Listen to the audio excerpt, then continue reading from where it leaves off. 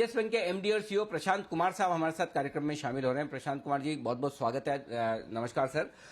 सबसे पहले नमस्कार। इस तिमाही के नतीजों पर आपसे राय लेना चाहता हूं। नतीजे काफी कमजोर नजर आ रहे हैं क्योंकि पिछले कुछ समय में क्वार्टर ऑन क्वार्टर बहुत तगड़ी परफॉर्मेंस यस बैंक की तरफ से आ रही थी, लेकिन इस बार के नतीजों को देखकर थोड़े शायद आपके इन्वेस्टर्स का कॉन्फिडेंस हिला है। तो मैं ये जानना समझना चाहता हूँ कि ये तिमाही इतनी कमजोर और खराब क्यों नजर आ रही है।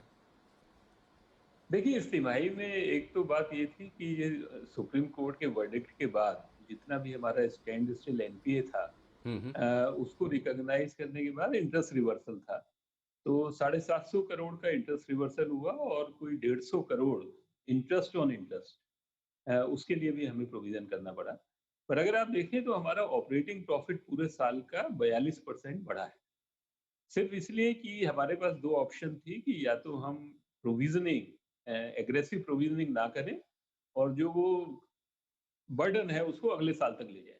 हम लोगों ने ये डिसाइड किया कि अगले साल की अर्निंग को इम्पैक्ट करने की बजाय अगर हम एग्रेसिव प्रोविजनिंग अभी कर लें तो कम से कम अगले साल की जो प्रॉफिटेबिलिटी होगी वो बहुत क्लीन होगी। तो इसलिए हमने अपना प्रोविजन कवरेज बढ़ाया और उसी वजह से ये जो नेट लॉस 3,800 करोड़ का दिखाई दे रहा है, ये सिर्फ हमारी प्रोविजनिंग जो हमने ज्यादा करी है उसकी वजह से है, बल्कि ऑपरेटिंग प्रॉफिट में तो 42% की हमारी ग्रोथ हुई।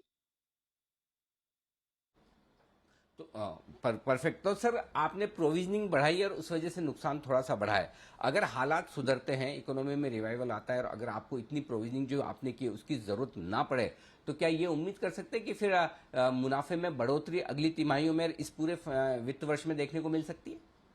जी हाँ, बिल्कुल।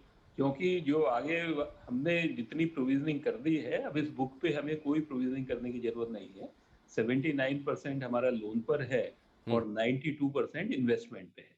हम्म। आगे जो भी पैंडेमिक की वजह से या कोई भी स्लिपेज होगी, तो हमें रिकवरी कम से कम 5,000 करोड़ की रिकवरी हम इस साल करेंगे और हमारी स्लिपेज उससे ज़्यादा नहीं होगी। तो जो हमारी क्रेडिट ओके। कॉस्ट है, वो हमारी रिकवरी से मीट हो जाएगी। हम्म। परफेक्ट। तो तो सबसे बड़ी चीज जो इंटरव्यू से अभी तक दोनों सवालों में मैंने पूछा, उसमें जो प्रशांत कुमार साहब कह रहे हैं कि एक एग्रेसिव प्रोविजनिंग अगले साल के लिए की, चाहे तो वो अगले साल के लिए भी इसे टाल सकते थे, धीमे धीमे करते, लेकिन बैंक ने एक्सटेंड लिया है कि एक बार प्रोविजनिंग कर ली जाए ताकि अगले साल की प्रॉफिटेबिलिटी, और 5,000 करोड़ के लोन ऐसे हैं जहां पर रिकवरी की उम्मीद हो सकती है। अब आइए सर, ये तो बात हुई प्रोविजनिंग और रिकवरी को लेकर। अब बिजनेस आउटलुक के बारे में बताइए। कैसा दिख रहा है, इस तिमाही में कैसा रहा है, और अब आने वाले वित्त वर्ष के लिए आप बिजनेस आउटलुक कैसे देख रहे हैं? किस तरह की ग्रोथ आप अपने डिपॉजिट्स में और साथ ही लोन्स में, दोनों में देख रहे हैं सर? तो देखिए, डिपॉजिट में तो हमारी 55% की ग्रोथ हुई है और लोन में भी जो रिटेल लोन है उसके अंदर 23% की ग्रोथ, जबकि इतने खराब समय में, जबकि पिछले साल पहले 6 महीने तो बिल्कुल वॉश आउट था, उसके बाद भी रिटेल लोन में 23% की ग्रोथ है। सिर्फ कॉरपोरेट में, क्योंकि जहां जहां हमारे एक्सपोजर किसी सेक्टर्स में या किसी एंटिटी में बहुत ज्यादा थे, हमने स्ट्रेटेजिकली उस एक्सपोजर को कम किया इसलिए। और दूसरा जो हमने एडिशनल प्रोविजनिंग करी, उससे हमारी टोटल लोन बुक के अंदर ग्रोथ नहीं दिखाई दे रही। पर क्योंकि रिटेल के अंदर 23% की ग्रोथ पिछले साल खाली 6 महीने में करी है, तो इस साल भी हमारा टारगेट है कि रिटेल और एमएसएमई में हम कम से कम 20% की ग्रोथ करेंगे और कॉरपोरेट साइड पर भी हमारी ग्रोथ का मोमेंटम शुरू हो गया है। तो हमें पूरी उम्मीद है कि इस साल कम से कम 10% की ग्रोथ कॉरपोरेट पर होगी और ओवरऑल लोन बुक पे हमारी 15% की ग्रोथ का हमारा टारगेट है।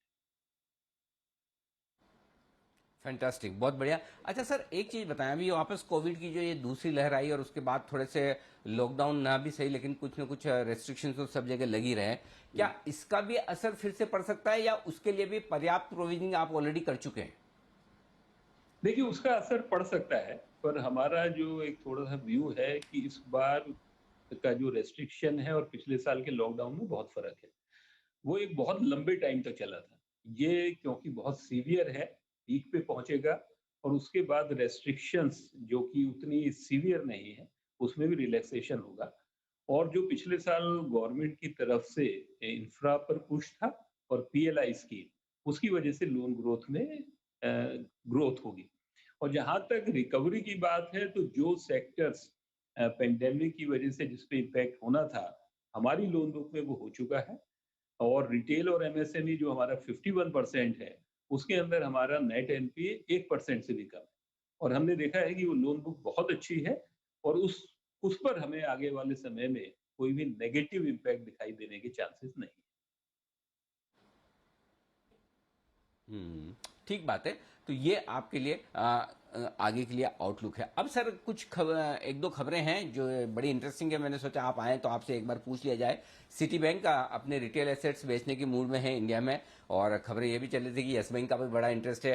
आप ऑर्गेनिक इनऑर्गेनिक दोनों तरह की ग्रोथ के लिए और उस एक्सपर्टाइज के लिए जाने जाते हैं, तो विचार कर रहे हैं अगर ऑप्शन आए तो सोचेंगे इस बारे में, खरीदेंगे सर? जी हाँ, ज़रूर। हम उस ऑप्शन को ज़रूर एक्सप्लोर करेंगे और डिपेंडिंग ऑन द कमर्शियल्स पर हम उसको ज़रूर एक्सप्लोर करेंगे। क्रेडिट कार्ड हम्म। भी और रिटेल लोन्स।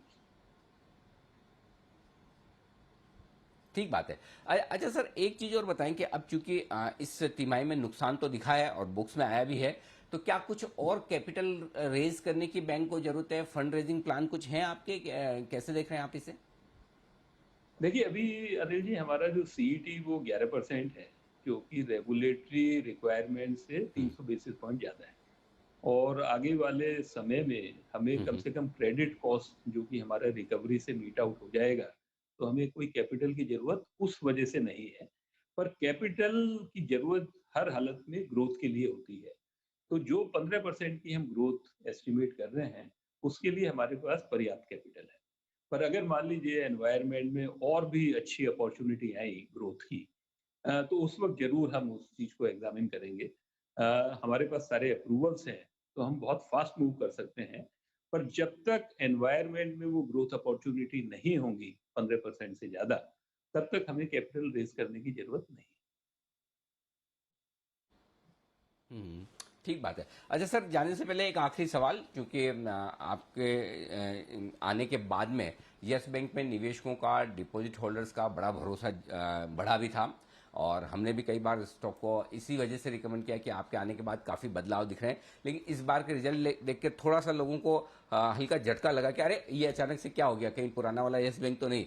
तो एक बार मैं ये चाहता हूं कि आप अपने इन्वेस्टर्स को, हमारे दर्शकों को ये भरोसा दिलाएं कि अगले 1 से 3 साल में बैंक की परफॉर्मेंस किस तरह की रहने वाली है और किस तरह से वो निश्चिंत रह सकते हैं।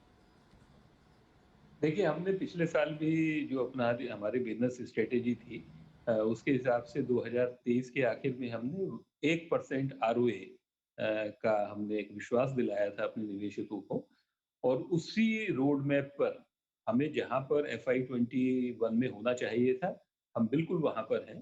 तो मैं बता सकता हूँ कि जो हमारा रोड मैप है 1% आरओए 23 के एंड तक हम बिल्कुल उस रोड मैप पर हैं, उसी लाइन पर चल रहे हैं। और सिर्फ आप ये देखिए कि हमारे पास हमने उस प्रोविज़निंग की रिक्वायरमेंट को अगले साल में ले जाने की बजाय हमने इसी साल करी।